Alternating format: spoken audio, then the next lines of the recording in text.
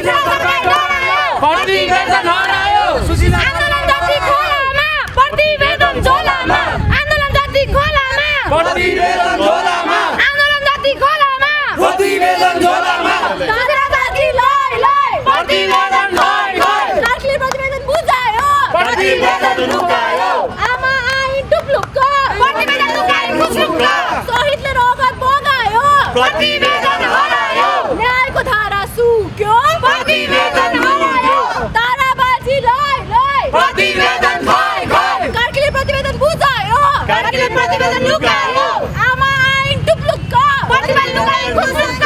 शहीदले रगत बगायो प्रतिवेदन लुकायो न्यायको धारा सुक्यो प्रतिवेदन लुक्यो प्रतिवेदन जारी गर प्रतिवेदन जारी गर प्रतिवेदन जारी गर जारी गर जारी गर सुशासनको ढोङ बन्द गर बन्द गर बन्द गर सुशासनको ढोङ बन्द गर बन्द गर बन्द गर प्रतिवेदन जारी गर जारी गर जारी गर प्रतिवेदन जारी गर जारी गर जारी गर गोली कसले हानेको कसले भन्दिने हामीलाई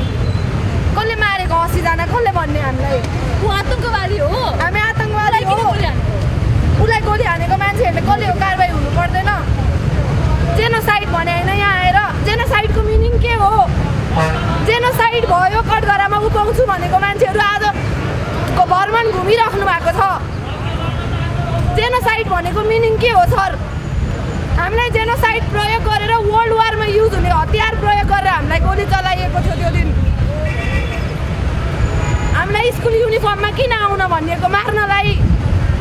ताकि ताकि गोली हानेको भने हैन हामीले यिनीहरुलाई जेनोसाइड भनेको हैन खै त न्याय 12 जना साथीलाई सांसद बनाउन गरेको हामीले आन्दोलन गलत विज्ञप्ति निकालेर जेलबाट निकाल्नको लागि गरेको आन्दोलन बलात्कारी हत्याराहरूलाई जुन सेन्ट्रल जेलमा हालिएको थियो तिनीहरूलाई निकाल्नलाई गरेको आन्दोलन हो यो त्यो आमाको छोरा 7 पैसादेखि 2 गोली लागेको मान्छेहरु जेल त्यो आमालाई पनि लिएर आऊ 2 गोली लागेको मान्छेहरु किन जेलमा छन् 23 गतेको घटनाको दोषी खै दोषी भन्दा पनि निर्दोषीलाई थुन्ने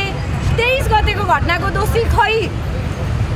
कार्की आयोगले सिफारिस गर्यो हैन कार्की आयोगले त सिफारिस गर्यो नि हामीले भोट हालेनौं सर हामीलाई गोली चलाउने मान्छे को हो थाहा नपाई भोट हालेनौं हामीले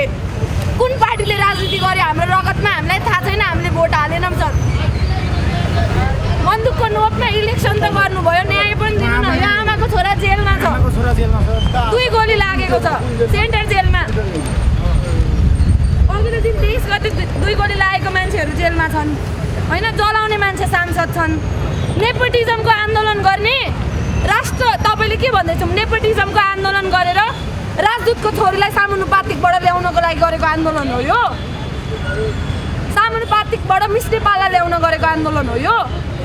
सामानुपातिकबाट हामीले ठुलठुलो बिजनेसम्यानलाई ल्याउन गरेको आन्दोलन हो यो सामानुपातिकको मिनिङ के हो जेनोसाइडको मिनिङ के हो आतंकवादीको हो रगतमाथि खेलवाड कसले गरिरहेको हो यो भइरहेको छ प्रधानमन्त्री हटाउनको लागि मात्रै गरेको आन्दोलन मध्यवर्ती चुनावको लागि गरेको आन्दोलन सुशीला प्रधानमन्त्री हुनको लागि संविधानले दिन्थ्यो त्यो बेलामा संविधान नहेरिकन आमा हो भनेर हामीले प्रधानमन्त्री बनायौं अहिले न्याय दिन संविधान पल्टाउनुहुन्छ अहिले खास माग चाहिँ तपाईहरुको चाहिँ सुशीला कार्कीले गोरुवाडी कार्की आएको प्रतिवेदन तत्काल सार्वजनिक गर्नु पर्यो कार्यान्वयन भनेको भोलि आउने सरकारले गर्दा पनि हामीले केही भनेको छैन यो सरकारको काम के थियो कष्ट लान्छ किनभने मैले धेरै पटक बोलेको छु हैन अब म तपाईहरुको लागि खास गरी जेनजीहरुलाई साथ दिएको मान्छे हजुर किनभने रिपोर्टर्स क्लबमा जेनजीहरुको बारेमा सबभन्दा बढी बहस गर्ने मान्छे म जेनजीको एजेन्डालाई अगाडि बढाउनु पर्छ भन्ने मान्छे म यस पटकको तपाईहरुको कारणले गर्दाखेरि चुनाव भयो नयाँ सरकार आएको छ बालिन्सा प्रधानमन्त्री बन्दै हुन्छ जेनजीहरुको आन्दोलनको कारणले तर जेनजीहरुले अझै पनि न्याय पाएको छैन हैन अब तपाईले न्याय पाउनु पर्यो भन्छु पहिलो कुरा र म प्रधानमन्त्री सुशीला कार्कीलाई तपाईलाई कृतज्ञता जनाएर तपाईहरुको मागलाई छ नि सम्बोधन गर्नको लागि